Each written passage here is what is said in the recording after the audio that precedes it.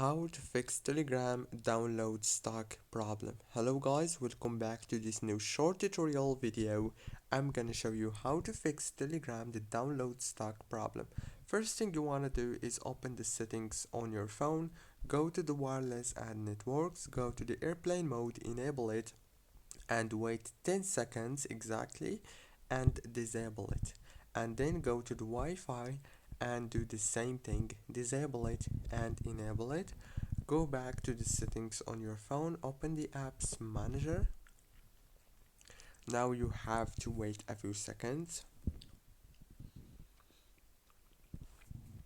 scroll until you find Telegram, click on it, click on force stop, and then go to the storage here and click on clear cache. Go back and click on the data usage, make sure that all those options are enabled like this. And last thing you want to do now is restart your phone. Don't forget to like, subscribe.